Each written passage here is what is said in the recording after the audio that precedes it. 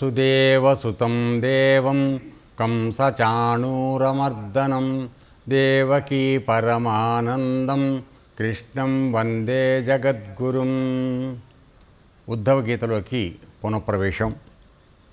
మీ అందరికీ స్వాగతం. మనం ప్రస్తుతం యదువంశ రాజుకి దత్తాత్రేయుడి వారి రూపంలో ఉన్నటువంటి బ్రాహ్మణుడు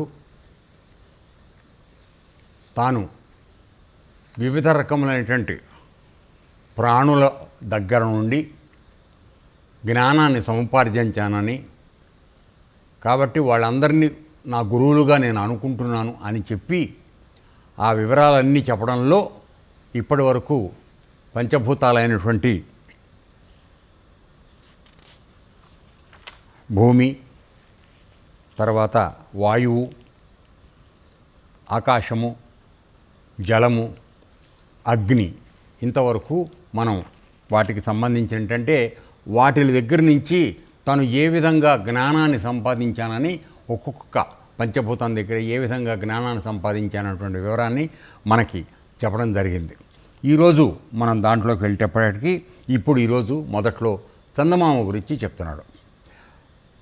మీ అందరికి కూడా ఆశ్రమంలో చెప్పడం జరుగుతోంది పంచమహాభూతాల యొక్క గొప్పతనం ఏమిటి, అవి ఏ విధంగా చేస్తున్నాయి, భోజనం చేసేప్పుడు మనం ఏ విధంగా అర్పణ చేయాలి అనే విషయాలన్నీ మీకు చెప్పబడుతోంది. అట్లాగే మనం చేస్తున్నటువంటి అన్ని కర్మలకి సాక్షులైనటువంటివి వాళ్ళు సూర్యచంద్రులు. సో ఈరోజు మనం ఆ సూర్యచంద్రుల గురించినటువంటి వాళ్ళ దగ్గర నుంచి దత్తుడు ఏమి జ్ఞానాన్ని పొందాడు అనే విషయాన్ని మనం తెలుసుకోవడానికి ప్రయత్నించేద్దాం. మొదటగా చందమామ గురించి చెప్తున్నాడు.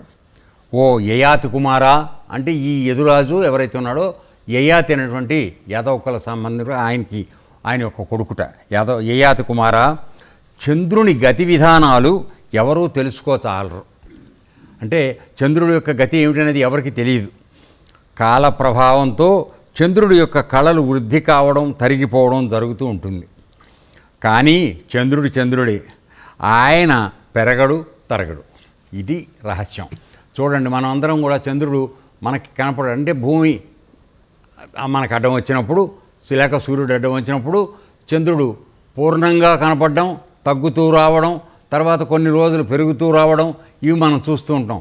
కేవలం గ్రహాల యొక్క పరిభ్రమణంలో జరుగుతున్నటువంటి మార్పులు తప్ప చంద్రుడు మాత్రం ఏ విధమైన మార్పు లేకుండానే ఉన్నాడు. ఇది మనం తెలుసుకోలేం. మనం మామూలుగా మార్పుతో కనపడని చంద్రుని చూసి చంద్రుడికి షోడశ కళలు ఉన్నాయి, 16 కళలు అని చెప్పి మనం లెక్క వేసుకుని మాట్లాడుతూ ఉంటాం. సో కానీ అసలు నిజం ఏమిటంటే ఆ కళలనేవి మనం చూస్తున్నటువంటి దృష్టిలో వచ్చేటువంటి మార్పు తప్ప చంద్రుడికి ఏమీ జరగడంలా. సో ఆ జ్ఞానం తెలుసుకున్నాడు ఆయన. ఆ విధంగానే ఇప్పుడు మన మీదకి చెప్తున్నాడు. పుట్టిన నాటి నుండి చనిపోయే వరకు అవస్థలు, వృద్ధిక్షయాలు, వ్యాధులు, బాధలు శరీరానికే కానీ ఆత్మకు కావు. సో ఏ విధంగా అయితే చంద్రుడు షోడశ కళలు 16 కళలు అంటే ఒక 15 రోజుల పాటు తగ్గింతూ రావడం, ఒక 15 రోజులు పెరగడం జరుగుతూ ఉంటుంది కదా చంద్రుడికి. సో అయితే ఈ మార్పులు అనేవి మనం చూసే వాళ్ళలో కనపడుతున్నటువంటి మార్పులు తప్ప ఆయనకి ఏ విధమైన మార్పు లేదనేది నిజం. ఆ విధంగానే మనం అందరం కూడా పుట్టిన తరువాత బాల్యము, యవ్వనము, వృద్ధాప్యము, మరణము ఇవన్నీ మార్పులు జరుగుతున్నాయి. కానీ ఇన్ని మార్పులలో కూడా నీవు గర్భస్థుడైనప్పుడు అంటే తల్లి యొక్క గర్భంలో పడినప్పటి నుంచి నీలో ఉన్నటువంటి ఆ అణురూపంలో ఉన్న పరమాత్మ మాత్రం ఏ విధమైనటువంటి మార్పు లేకుండా ఉన్నాడు. ఇది మనం గ్రహించడం లేదు. ఇక్కడ జరుగుతోంది పొరపాటు. అది చెప్పడానికి ప్రయత్నించాడు. సో ఇప్పుడు దత్తాత్రేయుడి రూపంలో ఉన్న బ్రాహ్మణుడు ఏం తెలుసుకున్నాడు అంటే పైన కనపడుతున్నటువంటి ఈ మార్పులు అనేవి మనం చూసేటువంటి దృష్టితో ఏర్పడుతున్నాయి తప్ప చంద్రుడికి ఏ విధమైనటువంటి మార్పులు లేవు. అదేవిధంగా మనందరం పుట్టి పెరిగి జరిగిపోవడానికి జరుగుతున్న మార్పులు, రోగాలు, మధ్యలో రొచ్చులు, కళ్యాణాలు, ఎన్ని మార్పులు మనకు జరుగుతున్నా ఇవన్నీ శరీరానికి జరుగుతున్నాయి తప్ప ఈ శరీరాన్ని నిలబెడుతున్నటువంటి ఆత్మస్వరూపం ఏదైతుందో దానికి ఏ విధమైన మార్పు లేదు. ఏ విధంగా అయితే చంద్రుడు ఏ మార్పు లేకుండా ఉన్నాడో మనలో ఉన్నటువంటి పరమాత్మ కూడా ఆ విధంగానే ఏ మార్పు లేకుండా ఉన్నాడనే విషయాన్ని నేను గ్రహించానని చెప్తున్నాడు. అర్థమైంది నాన్న? అంటే సూక్ష్మమైనటువంటి దృష్టి నీకు ఏర్పడినప్పుడు అందులోంచి ఎన్నో రహస్యాలు వస్తాయి. మనం స్థూలంగా చూస్తాం కాబట్టి మనకి తేడాలు తెలియదు. పైన కనబడిన తేడాయే మన గొప్పదనుకుని మనం మాట్లాడుతుంటాం. అర్థమైందా? సో తర్వాత అగ్నిశిఖలు, జ్యోతికాంతులు, ఉల్కాపాతములు, వెలుగులు క్షణక్షణం ఉద్భవిస్తాయి. సో ఇప్పుడు మనం అందరం చూస్తూ ఉంటాం ఆకాశంలో రకరకాలుగా మధ్యలో మెరుపులు వస్తాయి, ఉరుములు వస్తాయి కదా. తర్వాత ఉల్కలు రాలి పడిపోతూ ఉంటాయి. మన ఆకాశంలోకి చూస్తే ఉల్కలు రాలి పడిపోతూ ఉంటాయి. ఇవన్నీ ఏమిటి? రెండిటి నక్షత్రాల మధ్య కానీ గ్రహాల మధ్య కానీ రాపిడి జరిగినప్పుడు అందులోంచి ఉత్పన్నమైనటువంటి అగ్నిశిఖలు ఆ ఉల్కాపాతాలు అనేవి అవి రాలి పడిపోతాయి. భూమి మీదకి వచ్చేదాకా వెలుతురులు ఉండవు, అవి మధ్యలోనే తగ్గిపోతుంటాయి. ఏ విధంగా మనం దీవాళికి టపాకాయలు కాలుస్తాం, అది ఆకాశంలోకి వెళ్ళి వెళ్తుంది కిందకు వచ్చేప్పటికి ఆరిపోతుంది. సో ఆ విధంగా ఇవి ఎన్నో జరుగుతూ ఉంటాయి. క్షణక్షణం ఉద్భవిస్తాయి, కొద్దిసేపట్లో అంతరిస్తాయి. ఈ క్రమం నిరంతరం జరుగుతూనే ఉంటుంది, ఎప్పుడు జరుగుతూనే ఉంటాయి. కొన్ని మనకు కనపడతాయి, కొన్ని మనకు కనపడవు, కానీ జరగడం మాత్రం ఎప్పుడు జరుగుతుంది. కానీ అవి అందరికీ కనిపించవు. అదేవిధంగా జలప్రవాహం వలె అతివేగంగా కాలం ద్వారా ప్రాణికోటి శరీరాలు జనిస్తూ ఉంటాయి.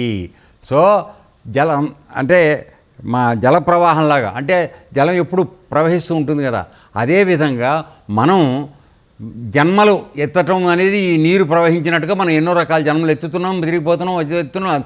అది నడిచిపోతూనే ఉన్నది ఈ కాల ప్రవాహంలో. అర్థమైందా? తర్వాత శరీరాలు, ప్రాణికోటి శరీరాలు జనిస్తుంటాయి, నశిస్తూ ఉంటాయి. చూడండి, మనకు వాన బ్రహ్మాండంగా వచ్చినప్పుడు చేప పిల్లలు పుట్టేసి వచ్చేస్తాయి. 10 రోజులు అయ్యాక మనం చేపలు పట్టుకోవడానికి పెడుతూ ఉంటాం. అవి ఎవరు పుట్టించారు? వాళ్ళలోనే వచ్చినాయి.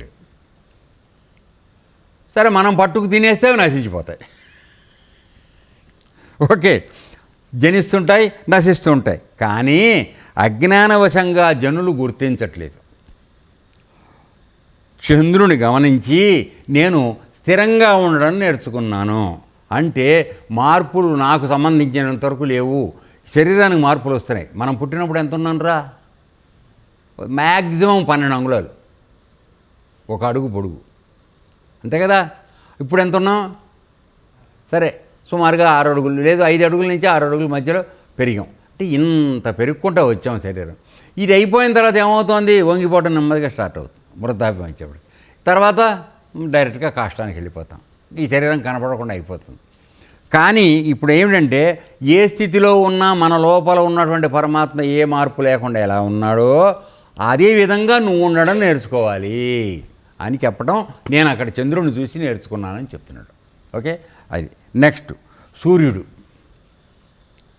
సూర్యభగవానుడు తన కిరణాల ద్వారా భూమిపైనున్న జలాన్ని స్వీకరించి అవసరం ఎరిగి వర్షం వర్షిస్తాడు. మీ అందరికీ ఎన్నోసార్లు చెప్పాను, పంచభూతాల్లో సూర్యుడు మనకి ఏం చేస్తున్నాడు అంటే, మామూలుగా ఈ సముద్రాల మీద ఉన్నటువంటి నీటిని ఎండ రూపంగా ఆవిరిగా మారినప్పుడు ఆకాశం పైకి లాక్కుని అట్టే పెట్టుకుంటుంది.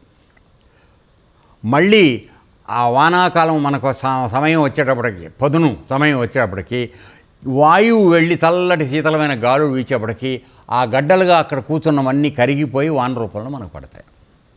సో దీన్ని మొట్టమొదటి ఆవిరిగా మార్చి పైకి వెళ్ళటానికి, తేలికగా పైకి ప్రయాణం చేయడానికి చేసేవాడు సూర్యుడు. అర్థమైందా? తర్వాత అవసరం ఎరిగి వర్షం వర్షిస్తాడు.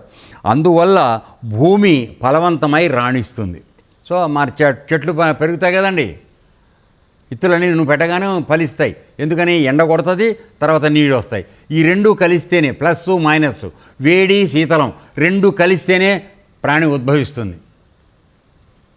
సో ఆ విధంగా భూమి ఫలవంతమై రాణిస్తుంది. 10 మందికి ఉపయోగం కలుగుతుంది. పండించిన పంటంతా నువ్వే తింటావు నాన్న? లేదు కదా. అవసరానికో దేనికో, నీ దగ్గర నీకు కావాల్సిన డబ్బులు లేవు, నా దగ్గర డబ్బులు ఉన్నాయి, నువ్వు పండించిన ధాన్యం కొనుక్కుంటున్నా, నీకు ఆ డబ్బు అవసరం, నాకు తినడానికి ఈ ఆహారం అవసరం. కాబట్టి నీ వలన 10 మందికి. అందుకే రైతు యొక్క సేవ గొప్పదని చెప్పుకునేది. వాడి కోసం వాడు ఒక్కడు చేసుకోవట్లా. ఆ తీరుగానే యోగి ఇంద్రియాల ద్వారా ధన వస్తువులు స్వీకరించి సమయానికి వాటిని త్యాగం చేసి దానం చేసి పరులకు ఉపకృతి గావిస్తూ ఉంటాడు. అది ఇక్కడ రహస్యం ఉంది. ఏమిటంటే చూడండి, మేము మీకు ఎప్పుడు చెప్తూనే వస్తున్నాం, మనం వానప్రస్థానికి వచ్చేటప్పటికి మీరు ఇంకా సంపాదించడం మానేసి మీరు అన్నీ ఇచ్చేయడం నేర్చుకోవాలి అని. ఇక్కడ వస్తోంది దాని సంగతి. ఏమిటంటే యోగి అయిన వాడు ఇంద్రియాలతో ముందు సంపాదిస్తున్నాడు. అంటే ఏమిటి? కాళ్ళు చేతులు తెలివితేటలు అన్నిటి ద్వారా శ్రమ చేసి నువ్వు సంపదను సృష్టిస్తున్నావు. అదే భార్య కోసం కానీ పిల్లల కోసం కానీ ఇంకా దేనికన్నా కానీ ఆస్తులు కూడబెడుతున్నావు, సంపాదన చేస్తున్నావు, దాచిపెడుతున్నావు. మళ్ళీ అవసరం వచ్చినప్పుడు యోగి ఇంద్రియాల ద్వారా ధన వస్తువులు స్వీకరించి సమయానికి వాటిని త్యాగం చేసి, ఇప్పుడు నీ అవసరం అయిపోయింది, నీ బిడ్డల కళ్యాణాలు అయిపోయినాయి, ఇంక నీకు సంపాదించాల్సిన అవసరం లేదు, ద్వేషం మీద పడిపోయి సంపాదించాల్సిన అవసరం లేదు, అప్పుడు ఇవ్వడం నేర్చుకో. ఆ విధంగా నువ్వు అవసరంలో ఎవరికైతే సహాయపడుతున్నావో అప్పుడు నువ్వు సంపాదించినప్పుడు చేసిన చిన్న చిన్న పొరపాట్లు ఏమైనా ఉంటే అవి దాంట్లో కొట్టుకుపోతాయి. అందుకని మిమ్మల్ని దానం చేయమని చెప్తున్నాం. ఒక వయసుకు వచ్చిన తర్వాత ఇంకా 70 ఏళ్ళు వచ్చినా 90 ఏళ్ళు వచ్చినా ఇంకా నేను పోగేస్తానని చెప్పి అంటాం, అనేది అన్యాయం. అర్థమైందా? అది వాటిని త్యాగం చేసి దానం చేసి పరులకు ఉపకృతి గావిస్తూ ఉంటాడంటే సహాయం చేస్తూ ఉంటాడు. ఆ యోగి ఎన్నడూ ఇంద్రియాలకు వశం కాడు. చూడండి ఇక్కడ పాయింట్. ఆయన కాళ్ళు చేతులు వాడి ఏదో శ్రమ చేసి సంపద సృష్టిస్తాడు. ఏమి ఉంటుంది ఆయన దగ్గర, అవసరం వచ్చిన వాడికి వాడేస్తూ ఉంటాడు. తర్వాత ఇంద్రియాలకి ఎన్నడూ వశం కాడు. అంటే ఏమిటి? ఏ ఇంద్రియాల సహాయంతో తనైతే సంపదని సృష్టించి దాచాడో కొంతకాలం, అవి చెప్పినట్టుగా విని లోపల పెట్టి తాళం వేయటం చేయడు. మనమందరం సంపాదన చేస్తున్నాం, ఇంద్రియాలకు వశమైపోయి లోపల పెట్టి తాళం వేస్తున్నాం, ఇంకోటి ఎవరికి అందకుండా చేయటం చేస్తున్నామా లేదా? సో యోగికి మనకి తేడా ఏమిటంటే, తీసుకొచ్చిన దాన్ని మనం లోపలేసి దాచేస్తున్నాం, దోచుకుని దాచేసుకుంటున్నాం. వాడు తీసుకున్న సంఘం నుంచి తీసుకున్న, ప్రకృతి నుంచి తీసుకున్న అవసరానికి వాడేస్తున్నాడు, 10 మందికి సహాయం చేస్తున్నాడు. సో అది సంగతి. ఆ యోగి అటువంటి వాడికి ఇంద్రియాలకు ఎన్నాడు వశం కాడు. అంటే ఏమిటి? నువ్వు నొక్కేయి, ఇది ఉంచేయి అని మన మనసు చెప్తూ ఉంటుంది. వినడు. వాడికి అవసరం ఉంది, ఇచ్చేస్తాడు. అవతల వాడి అవసరాన్ని గ్రహించేదానికి సహాయపడిన వాడే మహానుభావుడే అమ్మా. అది తొందరగా రాదు ఆ గుణం. సరే, ఇంద్రియాలు యోగికి దాస్యం చేస్తుంటాయి. అబ్బా, ఇది భగవంతుడు భగవద్గీతలో మనకు చెప్పాడు. నీకు ఇంద్రియాలు మనస్సు అనే వాటిని నీకు దాస్యం చేయడానికి నేను ఇచ్చాను. ఎందుకని? ప్రపంచంలో నువ్వు జీవించాలంటే ఇంద్రియాలు మనసు అవసరం. కన్నుతో చూడందే ఏ వస్తువు మంచిదో కాదో నీకు ఎక్కడ తెలుస్తుంది? చెవుతో ఒక మంచి మాట వింటే కదా నువ్వు మంచి పని చేసేది. నాలికతో రుచి చూస్తేనే కదా ఉప్పు ఎక్కువైందో తక్కువైందో చూసుకునేది. ఏనా? దానికి ఇచ్చాం. అంతేగాని కోడి కూరన్న మేక మాంసాన్ని తినడానికి కాదు నాలికలు ఇచ్చింది. తినే పక్వమైనటువంటి సాత్విక ఆహారం సరిగా ఉందో లేదో చూసుకోవడానికి ఇచ్చాం. అట్లాగే సువాసనలు గ్రహించడానికి ముక్కిచ్చాం. సో ఈ విధంగా ఇంద్రియాలు వాడి అధీనంలో పనిచేయాలి. నువ్వు చెప్పినట్టు అవి వినాలి, అవి చెప్పినట్టు నువ్వు వినకూడదు. ఆ విధంగా నేను నీకు వాళ్ళ పని చేయడానికి నీ కింద నేను ఇస్తే నువ్వు దురదృష్టవశాత్తు వాటికి లొంగిపోయి వాటికి బానిసగా మారేవరా, నీ దురదృష్టం, నేనేం చేయను అంటున్నాడు ఆయన కృష్ణుడు భగవద్గీతలో. అదే విషయం ఇక్కడ చెప్తున్నాడు. ఇంద్రియాలు యోగికి దాస్యం చేస్తాయి. యోగి దేనిపైన కూడా మమకారం ఆసక్తి చూపడు. అంటే నిర్వికారంగా ఉంటాడు. ఎస్, ఇవాళ ఇది కావాలి నాకు, నువ్వు ఇచ్చావు 100 రూపాయలు దగ్గర పెట్టుకుంటాను. రేపు ఎవడో వచ్చాడు, గురువుగారు నాకు అర్జెంటుగా 200 కావాలండి, ప్రాణం పోతోంది, హాస్పిటల్ చేర్చి అంటాడు. వాడి దగ్గర అది వరకు ఇంకో 100 కూడా కలిపి వాడికి ఇచ్చాడు. అయిపోయా. సో వాడి దగ్గర ఏనాడు అది నిలవ ఉండదు. మనం అలాగే 100 రూపాయలు మన దగ్గరికి వచ్చింది అనుకో, మామూలు వాళ్ళకి వచ్చినప్పుడు అర్జెంట్ అవసరం వచ్చింది, గురువుగారు 100 రూపాయలు కావాలని వస్తాడు కనకయ్య. సర్లేరా ప్రస్తుతం నా దగ్గర 50 ఉన్నాయి, తీసుకెళ్ళింది, దీంట్లోంచి సగం దొంకి తీస్తావు. అవునా కాదా? అంటే అర్థం ఏమిటి? మనం ఇంద్రియాలకు లోపడిపోయాం. దాచేయమని చెప్పింది మనసు, తొక్కేసావు. పైగా అబద్ధం, నా దగ్గర 50 ఉన్నాయి. అర్థమైందన్నా? ఇదే మార్పు కావాల్సింది ప్రవర్తన మనుషుల్లో. ఆశ్రమాలకు వస్తే ఇవే నేర్పాలి, ఇవే నేర్పుతున్నాం, కానీ ఎవరికి ఇష్టం ఉంటుందా? వచ్చిన బాధ ఇది. ఎరా అంతే కదా చంద్రయ్య? మీకు మంచి పని చెబితే మీకు కోపం వస్తుంది. ఓకే, కాబట్టి మమత వేరే ఆసక్తి చూపడు, విరక్తియే చూపుతాడు. అంటే ఇవి ఎందుకు ఇది పెట్టుకున్న కానీ నాకు పాపం అనవసరం వద్దు అనేటువంటి విరక్తితో ఉంటాడు. ఇక ఆయన ఎందుకని విరక్తితో ఉంటాడు? వాడికి లోపల కడుపు నిండిపోయే ఆత్మ యొక్క దర్శనం వాడికి జరుగుతోంది. సో ఆ ఆనందంతో ఈ బయట వస్తువుల ద్వారా కలిగే ఆనందం వాడికి ఏనాడు రుచించదు. అందుకని వైరాగ్యంతో ఉంటాడు అంతే. అర్థమైందా?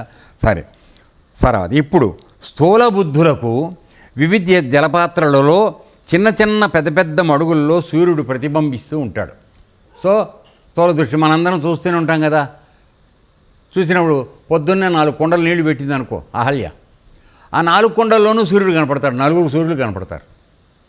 నిజానికి సూర్యుడు ఎంతమంది? సూర్యుడు ఎంతమంది?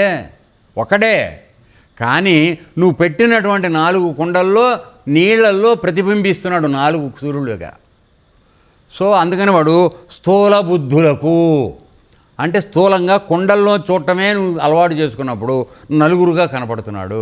కాస్త జ్ఞానం ఉపయోగించి పైన సూర్యుడు ఒకడే కదా, దీంట్లో 4గా కనపడుతున్నాడు కాబట్టి నిజమైన సూర్యుడు ఒకడే అనేది చూసావును కాదు. సూక్ష్మ దృష్టి. మనందరి దగ్గర ఆ సూక్ష్మ దృష్టి ఉండాలని చెప్తున్నాడు పరమాత్మ. ఆ సూక్ష్మ దృష్టి ఉంటే కానీ అత్యంత సూక్ష్మమైనటువంటి పరమాత్మ లోపల ఉన్నవాడు మనకు దొరకడు. ఇది చేయండిరా అంటే శరీరాలు, వాళ్ళు చేసిన పనులు, వాళ్ళతో ఉన్నటువంటివి ఇవి చూడటం సరిపోతుంది మనకి. అందువల్ల ఎప్పుడూ భేదంతో ఉంటున్నాం, భేదభావంతో ఉంటున్నాం మనం. ఇది న్యాయానికి కరెక్ట్ కాదు. సరే, చిన్న చిన్న పెద్ద పెద్ద మడుగుల్లో సూర్యుడు ప్రతిబింబిస్తూ ఉంటాడు, కానీ పడుతూ ఉంటుంది కదా. కానీ సూర్యుడు ఒక్కడే వివిధ తీరుల్లో కనిపిస్తాడు. కదిలే నీళ్ళలో ఒక విధంగా కనపడతాడు, నిశ్చలంగా ఉన్న నీళ్ళలో ఒక విధంగా కనపడతాడు కదా. సో ఆ విధంగా సూర్యుడు వేరు కాదు, ఇది ఖాయం. ఆ విధంగానే ఇక ఆత్మ అంటే మన లోపల ఉన్న పరమాత్మ ఎవరైతే ఉన్నాడో ఆయన వివిధ ఉపాధులలో వేరువేరుగా ఉన్నట్లు అనిపిస్తుంది. అంటే ఇప్పుడు నీలో ఉన్నాడు అందరిలోనూ ఉన్నాడు ఆత్మ, ఆయన ఒకడే. అయితే పైన మనందరం ఒక శరీరం అనే తొడుగు వేసుకుని ఉన్నాం కదా. సో వీడు భాస్కరు, వీడు కనకయ్య, అహల్య అని మనం పేర్లు పెట్టుకుని శరీరాన్ని గుర్తించడం కోసం వేరువేరుగా మాట్లాడుతున్నాం. న్యాయానికి అందరిలోనూ ఉన్నది ఒకటే వస్తువు. మనం దాన్ని చూడటం నేర్చుకున్నప్పుడు వీళ్ళందరూ ఈ మంచిది కాదు, వీడు చెడ్డవాడు, వీడు దొంగ, ఈ అభిప్రాయాలు వచ్చే అవకాశం తక్కువ. ఎప్పుడు లోపల ఉన్న మనం చూడటం మనం అలవాటు. అది నేను చెప్పినంత తేలికైన విషయం కాదు. ఎందుకంటే మన స్థూల నేత్రానికి ఆ స్థూలమైన శరీరం చూడటమే మనకు అలవాటు. వాడు చేసిన పనులే మనకు గుర్తొస్తూ ఉంటాయి, ఎంత మర్చిపోదాం అనుకున్నా. పైగా ఇంకొక విషయం కూడా ఏమిటంటే వాళ్ళు 25 సార్లు అదే పని చేస్తారు, మనం మర్చిపోదామని ప్రయత్నం చేస్తున్నాం. వాడికి అది అలవాటు. ఏ విధంగా శునకం అయితే చెట్టు కనపడితే ఆ పని చేస్తూ ఉంటుందో అట్లా వాడికి ఆ పని చేయడమే అలవాటు. సో అప్పుడు ఏదో ఒక సమయంలో మనకి విసుగు, కోపం వస్తాయి. అది సరే, సూర్యుడు వేరువేరు కాదు. ఆ విధంగానే ఆత్మ వివిధ ఉపాధులు, అంటే ఈ శరీరం, వీటిని అన్నింటినీ ఉపాధి అంటారు. ఉపాధుల్లో వేరువేరుగా ఉన్నట్లు కనపడుతుంది ఆత్మ. సూర్యుడు ఏ విధంగా అన్ని బిందెల్లో విడివిడిగా కనపడుతున్నట్టుగా ఉందో అట్లాగే వివిధ శరీరాల్లో సూర్యుడు ఉన్న ఆత్మ ఒకటే విడివిడిగా కనపడుతోంది. కానీ ఆత్మ ఒక్కటే. మందబుద్ధులకు ఆత్మ వేరువేరుగా కనపడుతుంది. ఎందుకు చెప్పాను కదా, ఇప్పుడు నేను వ్యక్తి యొక్క పేరుతో వాడిని గుర్తుపట్టడం మొదలు పెడుతున్నాను. సో దానివల్ల ఏమవుతుంది, వేరువేరుగా నాకు కనపడుతోంది. కానీ న్యాయానికి అందరిలోనూ ఉన్న వస్తువు ఒకటే, నాలో కూడా ఉన్నది అదే వస్తువు. సో దీనితో దాన్ని చూడటం, ఆ అసలు వస్తువుని చూడటం అలవాటు చేసుకున్నప్పుడు భేదభావం లేదు, ఉన్నది ఒకటే అని తెలుస్తుంది. అది తెలిసినప్పుడు వీడు మంచివాడు, వీడు చెడ్డవాడు, వీడు ఇష్టుడు అని అనుకోవాల్సిన అవసరం మనకి రాదు. ఒకవేళ మనం ఆ దృష్టితో వెడుతున్న అవతల వ్యక్తుల దగ్గర నుంచి వచ్చేటువంటి ప్రతిస్పందన ఏదైతే ఉందో అది స్థూలంగాను వేరువేరుగా ఉండటం వలన కొంతకాలానికి వీడికి ఆ ఏకదృష్టితో చూస్తున్నవాడు కూడా బాధ కలుగుతుంది. అది అర్థమైందా? సరే, ఆత్మ సూర్యుని వలె ఒకటే. వస్తుతః ఆత్మలో భేదం లేదు. అంటే ఒరిజినల్గా ఆత్మ ఒకటే ఉన్నది, దానిలో భేదం లేదు అని సూర్యుని చూసి నేను నేర్చుకున్నాను. అంటే ఇన్ని రకాలుగా విడివిడిగా కనపడుతున్నా కూడా, ఇన్ని చోట్ల ప్రతిబింబాలు కనపడుతున్నా కూడా సూర్యుడు ఒక్కడే అని చూసినప్పుడు మనలో ప్రపంచం అంతా ఉన్నటువంటి ఆత్మ అనేది ఒకటే, ఈ జీవుల శరీరాలు ఉపాధి భేదాలు తప్ప ఉన్న వస్తువు ఒకటే అని చెప్పి నేను నేర్చుకున్నానని చెప్తున్నాడు. దీన్ని పోతనామాచ్యుడు భాగవతంలో ఒక తెలుగు ఇది రాశాడు. ఒక సూర్యుండు సమస్త జీవులకు తానొక్కొక్కడై తోచు పోలిక, నే ఏ దేవుడు సర్వకాలము మహాలీలన్ నిజోత్పన్న జన్య కదంబంబుల హృస్రోర్హములన్ నానా విధానమున రూపకుడై ఒప్పుచుండు అట్టి హరిని ప్రార్థింతు శుద్ధుండనై. అంటే ఇన్ని రకాలుగా కనపడుతున్నటువంటి హరి ఒకడే అయి ఉన్నాడు. ఆయన ఎవరైతే ఉన్నాడో ఆయన్ని నేను శుద్ధుడనై ప్రార్థిస్తానన్నాడు. అంటే అశుద్ధంగా ఉండి ప్రార్థిస్తే భగవంతుడు దొరకడు అని చెప్పడం అన్నమాట. అర్థమైంది నాన్న? అశుద్ధుడిగా ఉండటం అంటే దేంతో? శరీరంతో శుద్ధంగా ఉండడమా, మనసుతో శుద్ధంగా ఉండడమా? మనసుతో శుద్ధంగా. సో మనం మానసికంగా ఎంత శుద్ధంగా ఉన్నానో మీరే ఆలోచించండి. గుళ్ళోకి వెళ్ళి కానించి దేవుని గురించి ఆలోచిస్తున్నారా, మీరు సొంత విషయాలు ఆలోచిస్తున్నారా? ఒక్కసారి ఆలోచించుకోండి. ఏనన్నా? గుళ్ళోకి వెళ్ళే సొంత విషయాల కోసం, అంతే. అడుక్కోవడానికి, నాకు అది కావాలి ఇది కావాలి అడుక్కోవడానికి గుడికి వెడుతున్నాం మనం. ఓకే. సో ఈ విధంగా సూర్యుడి గురించినటువంటి ఉపాఖ్యానం అయిపోయింది. ఇప్పుడు పావురం కథ వస్తుంది. అంటే పావురం దగ్గర కూడా ఆయన నేర్చుకున్నాడు. సో ఇది మన జీవితాలందరికీ కూడా చక్కని ఉదాహరణ. శ్రద్ధగా ఈ కథ వినండి. ఓ యయాతి సుత, ఎక్కడ ఎవరితోనూ మిక్కిలి మమత్వం మమకారం పెంచుకోవటం మంచిది కాదు. అంటే ఎవరితో కూడా, అంటే అర్థం చేసుకోండి. ఇప్పుడు 25 ఏళ్ల వరకు పెళ్ళాం ఎవరో తెలియదు. ఏరా 25 ఏళ్ళై పెళ్ళాం వచ్చిన తర్వాత ప్రపంచం లేదు. ఆవిడ పరిస్థితి కూడా అంతే. అమ్మ నాన్న వదిలేసి వస్తుంది. సరే, అప్పుడప్పుడు 2 రోజులకు ఒకసారి వెళ్ళాలని కొంతమంది అంటూ ఉంటారు, పని పాట లేకపోయినా. అర్థమైందా? అది కొన్నాళ్లే. ఓ పిల్లాడు పుట్టిన తర్వాత ఇక వెళ్ళమన్నా వెళ్దు, అది వేరే సంగతి. ఓకే. సో ఏమి మమకారం, అక్కడికి వెళ్తే ఏమైనా అవుతుందా? ఏం కాదు, కానీ మమకారం. సో ఈ విధంగా మమత్వం మమకారం పెంచుకోవడం మంచిది కాదు బిడ్డ. అర్థమైందా? దీనివలన బుద్ధి తన స్వాతంత్రం కోల్పోయి దీనమై భ్రంశమై భ్రష్టమైపోతుంది.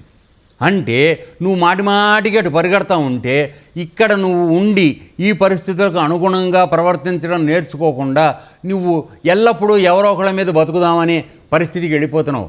మనం పెరిగాం, పెద్దవాళ్ళం అయ్యాం, గృహస్థు అయ్యాం, వివాహం అయింది, ఒక బాధ్యతాయుతమైనటువంటి దీనిలోకి వచ్చాం మన స్థితిలోకి. ఇప్పుడు మన బాధ్యత ఎరిగి ఒక గృహిణిగా ఉండడం నేర్చుకోవాలి. అంతేగాని ఇంకా అడ్డాల టైంలో పాలు తాగే టైంలో అమ్మ దగ్గర ఉన్నట్టుగా నేను ఉంటానంటే అది ఎక్కడ న్యాయం? కరెక్ట్ కాదు. అర్థమైందా? దీనివల్ల ఏమవుతుంది? నీ బుద్ధి పనిచేయడం మానేస్తుంది.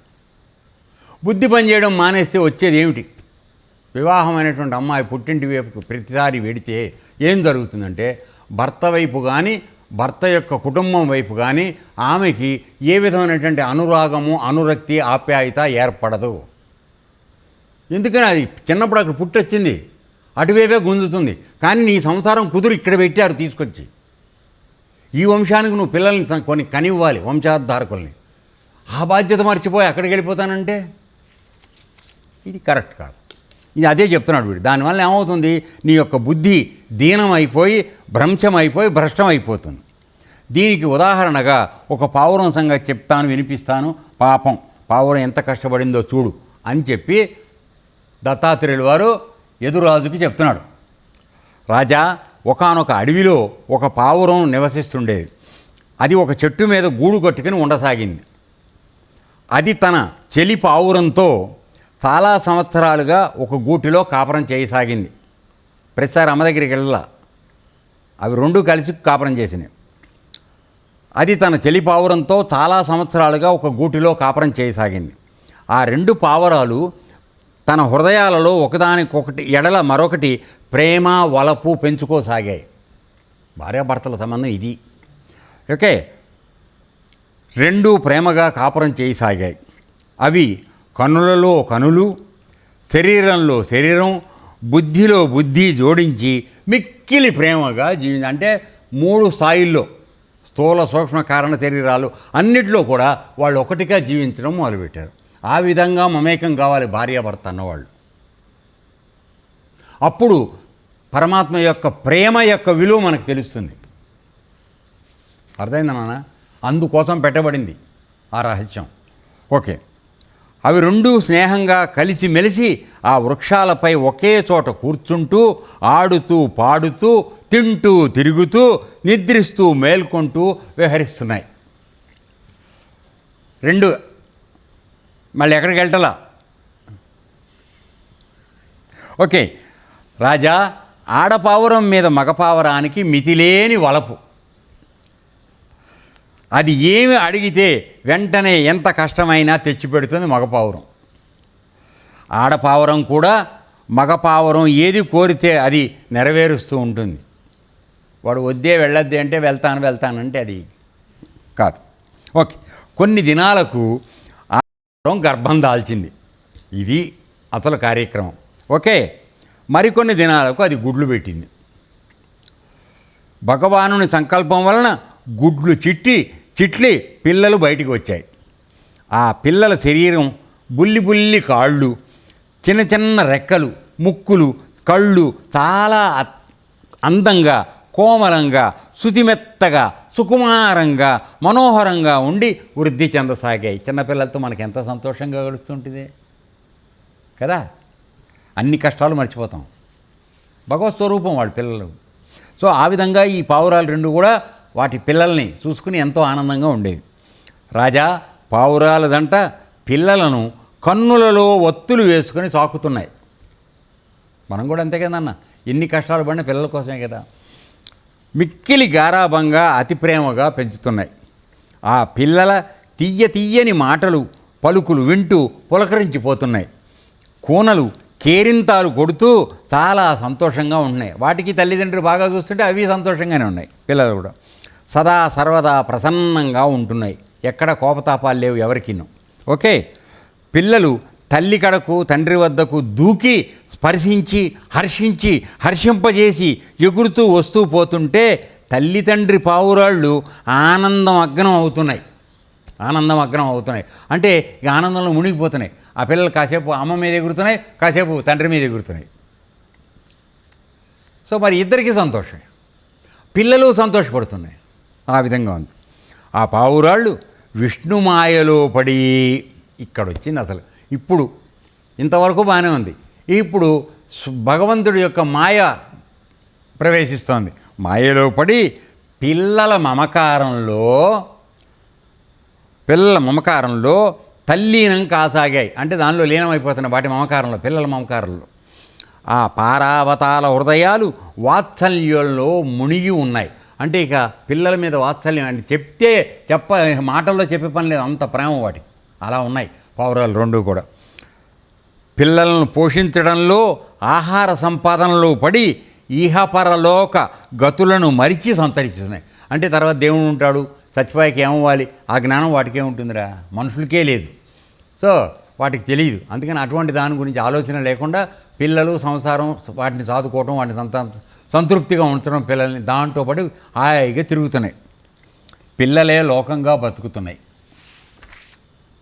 ఒకరోజు 2 పారావతాలు అంటే 2 పావురాలు ఆడామోగా పిల్లల ఆహారం కొరకు అడవిలో చాలా దూరం వెళ్ళాయి. ఆ అడవులన్నీ వాటికి సుపరిచితాలే. ఎగిరి అడవిలోకి వెళ్ళి ఆహారం తీసుకురావడం బాగా తెలుసు. ఎక్కడ ఆహారం లభిస్తుందో తెలిసి చాలా దూర ప్రదేశాలకు వెళ్ళసాగాయి. పిల్లలు తిరిగి తిండి ఎక్కువ కావాలంటున్నాయి. ఇంట్లో వాటి పనేం లేదు కదా, బాగా తింటూ కూర్చున్నాయి. అందుకని ఇంక తెచ్చిన చాలటలు అవి బాగా తిండి కావాలంటున్నాయి. ఏం చేస్తాయి కనుక అదే సమయంలో పక్షుల వేటగాడు, బోయవాడు తిరిగి తిరిగి దైవవశాత్తు ఆ గూటి వద్దకు వచ్చాడు. ఇవన్నీ తిరుగుతున్నాయి, ఆడుకుంటున్నాయి పిల్లలు. పావురాయి పిల్లలు గూటి ముందు ఆడుకుంటున్నాయి. ఆ బోయేవాడు వెంటనే వల పన్నాడు.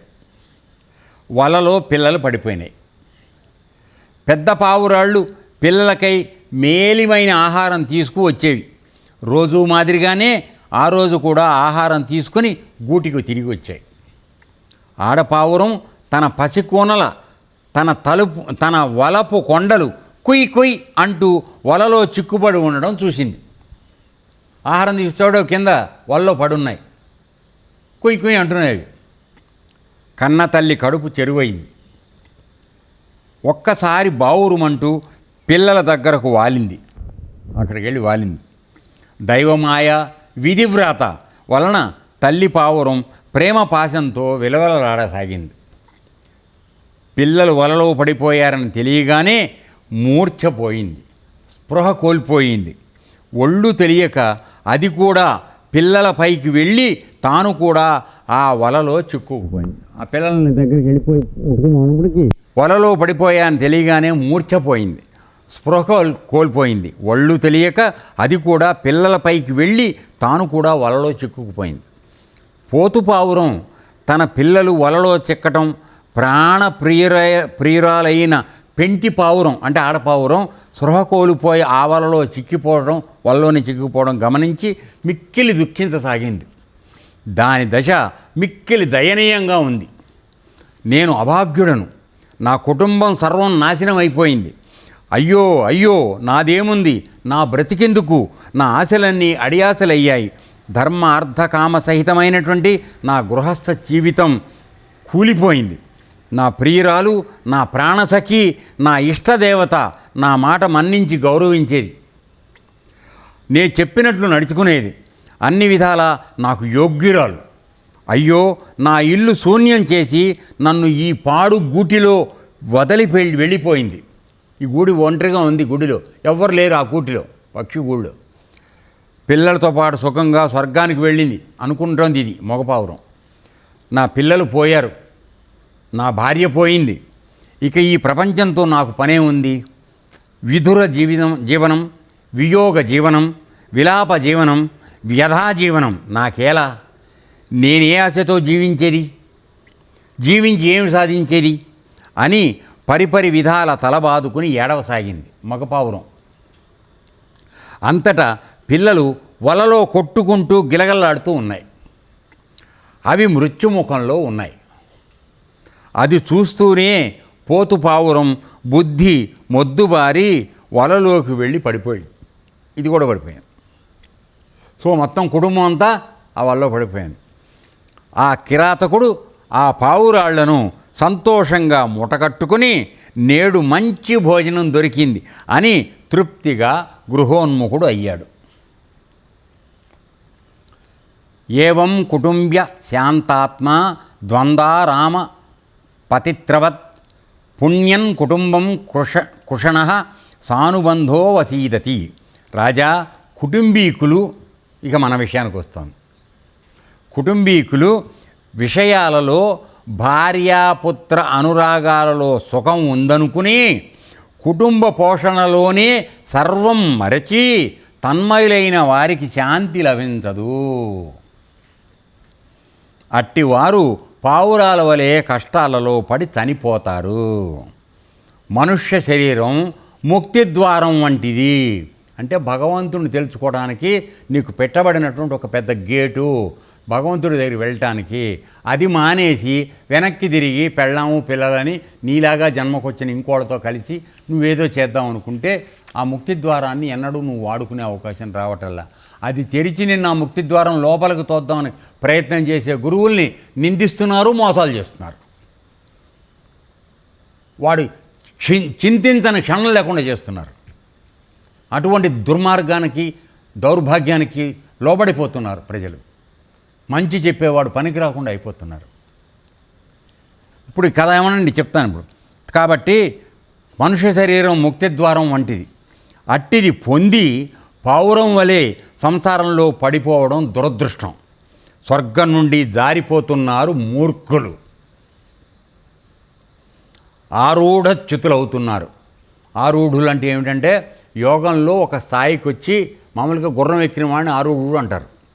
సో యోగం అనేటువంటి గుర్రాన్ని నువ్వు ఎక్కడం నేర్చుకున్నప్పుడు వాడిని ఆరూఢుడు అంటాడు.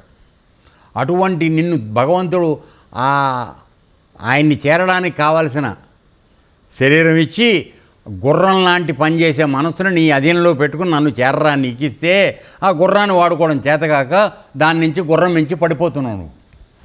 అందుకని వాడిని ఏమంటున్నాడు, ఆరూఢచ్యుతులు అవుతున్నారు. చ్యుతులు అంటే పడిపోవడం, నాశనం అయిపోవడం. సో ఇది చెప్తున్నాడు. ఇప్పుడు ఈ కథ మనం విన్న తర్వాత మనకి ఇది జీవితానికి అన్వయం అవుతుందా? ఇందులో వేటగాడెవడు, బోయవాడెవడు? మృత్యువు.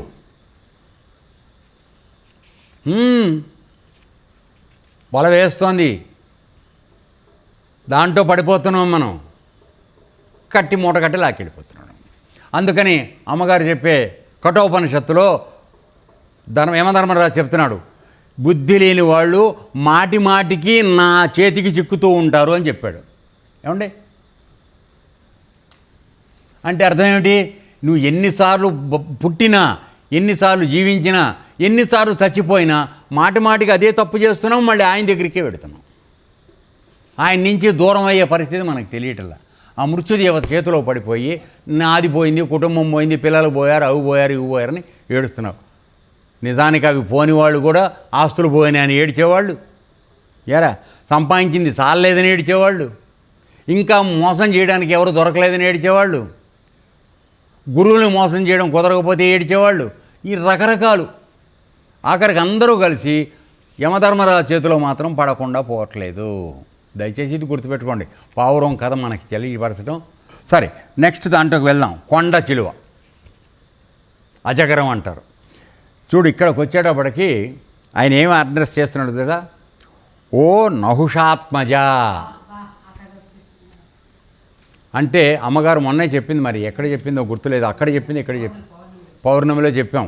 నహుషుడు కథ, ఇంద్రలోక పదవికి వెళ్ళి ఇంద్రుడయ్యి తర్వాత ఇంద్రుడు భార్యని కామించి ఆవిడ్ని పొందాలని ప్రయత్నం చేసి సప్త ఋషుల్ని పల్లకి మొయ్యమని చెప్పి ఆయన్ని పొట్టాయన అగస్త్యుణ్ణి తొందరగా నడవట్లేదని ఒక తన్ను దన్ని ఆయన శాపానికి గురయ్యి భూమి మీదకి వచ్చి కొండ చిలువగా పడిపోయాడు. అంటే చూడండి, అందులో రహస్యం కూడా మరి ఎంత ఉన్నదో ఆలోచిస్తే. నువ్వు అక్కడ ఫాస్ట్గా నడవలేదని కదా వాడిని తన్నావు. అసలు కదలిక లేని పాము జన్మకు వచ్చి పడ్డావు. తాచుపాము అయితే బర్రం లేస్తుంది, కొండ చిలువ కదలలేదు. అక్కడ అంటే ఏమైంది, నీ పరుగు ఆ తొందర ఏమైంది, ఇక్కడ బండలాగా పడి ఉండాల్సి వచ్చింది. మనం చేస్తే ఇదే జరుగుతుంది. సో ఇప్పుడు ఆ కథ ఏమిటో చూద్దాం. రైట్. ఓ నహుషాత్మజ, ప్రాణులు తాము కోరుకొనకపోయినా, ఏమీ ప్రయత్నం చేయకపోయినా, ఆపాలని ఎంత ప్రయత్నించినా కూడా ప్రారబ్ధ కర్మలను అనుసరించి దుఃఖాలు అనుభవిస్తారు. కాబట్టి కిందటి జన్మల్లో మనం చేసుకున్నటువంటి కర్మలు మనల్ని వెంటాడతాయి. దాన్ని ఎవరూ తప్పించలేరు, ఒక గురువు తప్ప. అటువంటి గురువుకు కూడా ద్రోహం చేద్దామని ప్రయత్నం చేసిన వాడు ఈ అజగరము కన్నా కూడా అన్యాయం అయిపోతాడు.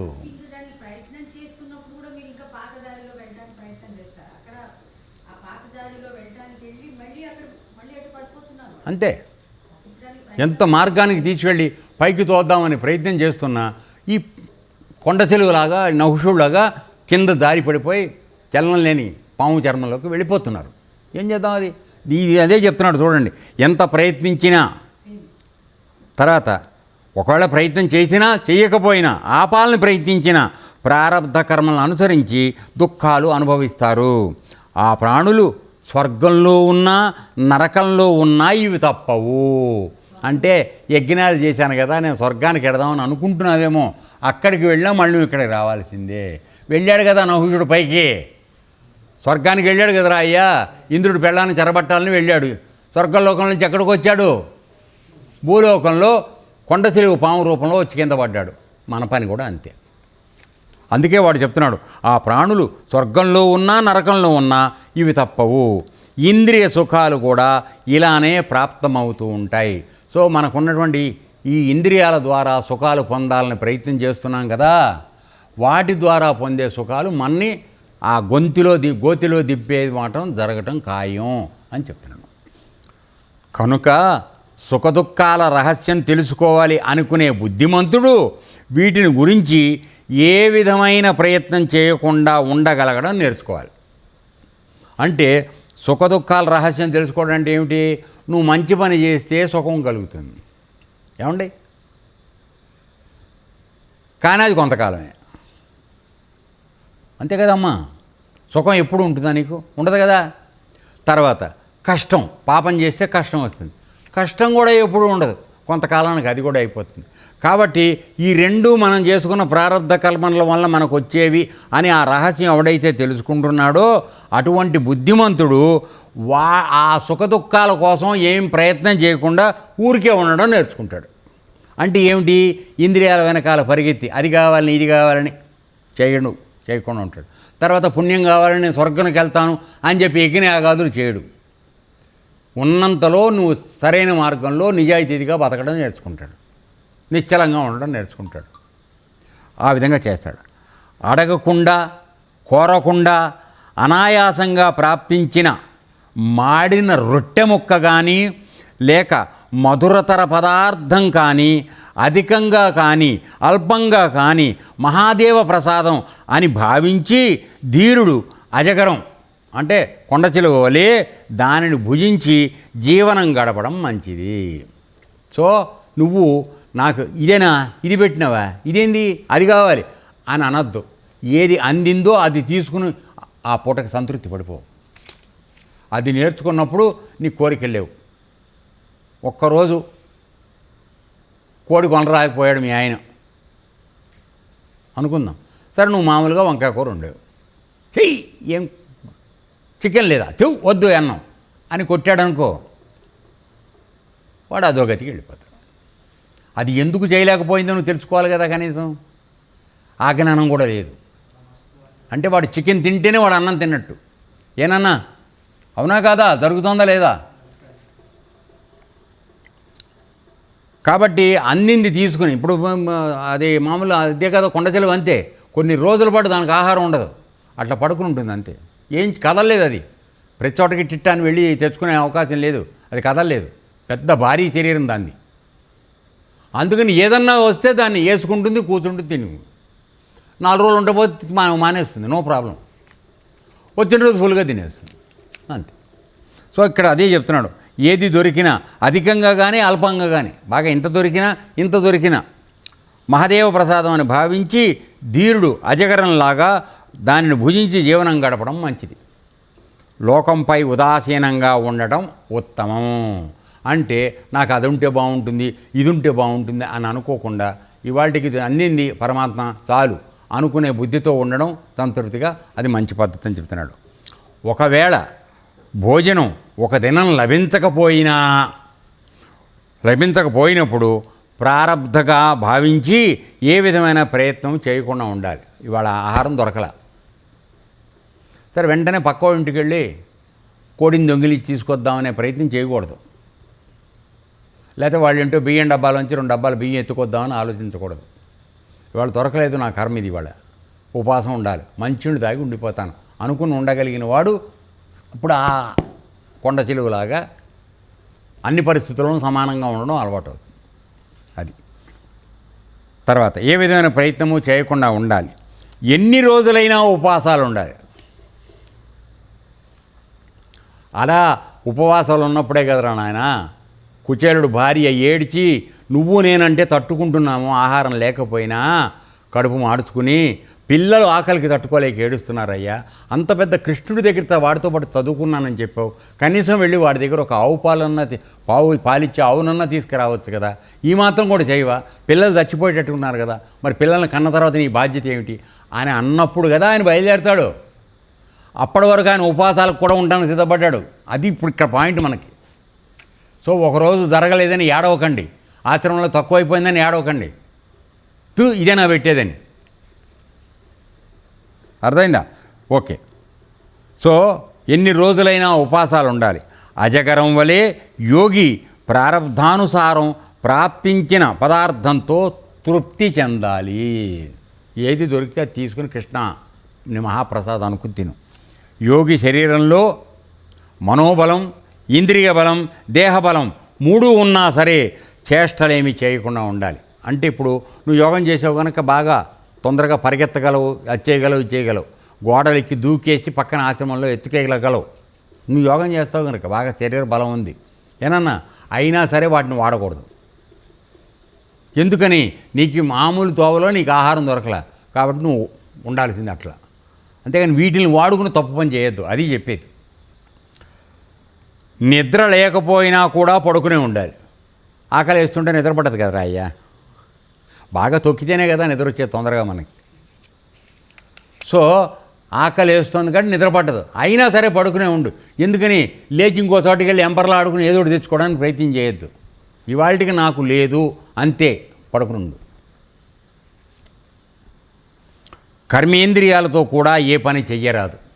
సో కాళ్ళు చేతులు ఆడించడం కూడా చేయొద్దు, గోడలు దూకటానికి దానికి ఏం వద్దు, గమ్మునుండు. మరి పాము కదలకుండా ఉంది కదా కొండ చిలువ, అట్లా ఇలా ఉండుట మంచిది అని కొండ చిలువ నుంచి నేను పాఠం గ్రహించాను అని చెప్పాడు. ఓకే, ఈరోజుకి ఇంతవరకు ఇది వదిలిపెడదాం. ఏతత్సర్వం శ్రీకృష్ణార్పణమస్తు. లోకా సమస్తా సుఖినో భవంతు. ఓం తత్సత్.